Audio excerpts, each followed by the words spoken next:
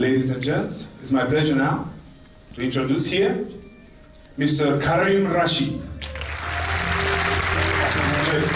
When I got into the design business and in university, I was started out as an industrial designer, and I told many people that I'm an industrial designer. Nobody knew what that profession was. It was an unheard of profession. And if I said product design, even still, not quite sure.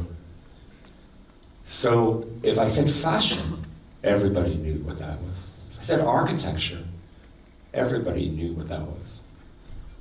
But as a designer, one who actually shapes everyday life, and I tell you why we shape everyday life, an average person touches 650 objects a day. Think about that. If I'm going to create physicality, I need to compete with the virtual. In other words, if I'm on a computer for 8 hours of my day designing all kinds of things, and I turn around and grab a cup of coffee, or the chair I'm sitting on, or the table I'm sitting at, or the space I'm in, the light, the smell, the air, the pressure, the sound, those matters, those conditions, those phenomena matter even more so now. More so.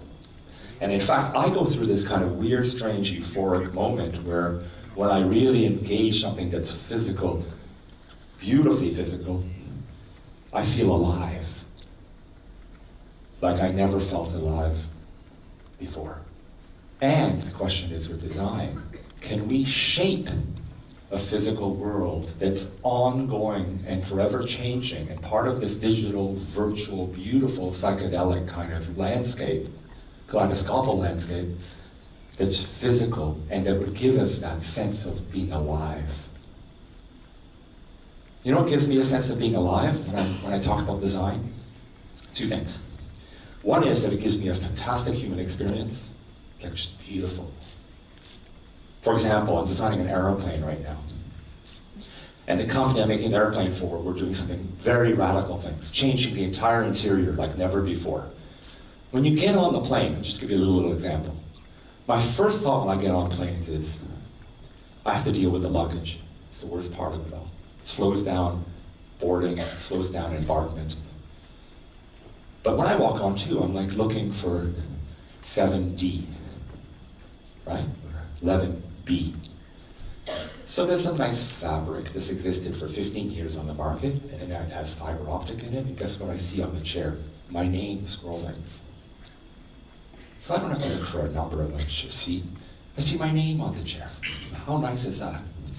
It's like when I go to a hotel room for many years now, and they put on the television, you know, welcome, Mr. Rashid. Right? Sometimes I walk in, it's like, welcome, Mr. Duke. I'm like, oh, I'm in the wrong room.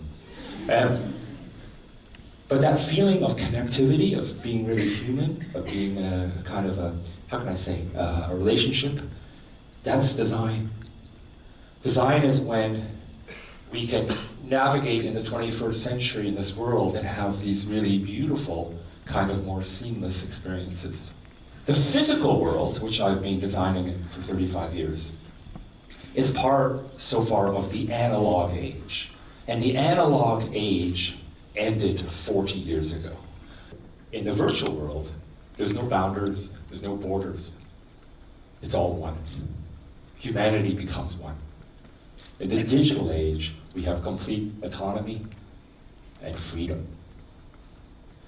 The analog age was the opposite.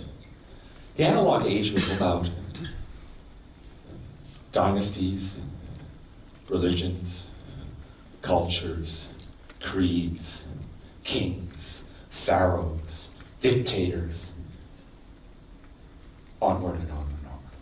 And all that was about the majority of the suppression of humanity. In other words, collectively, we've been suppressed for 100,000 years of humanity. Thank you, everybody.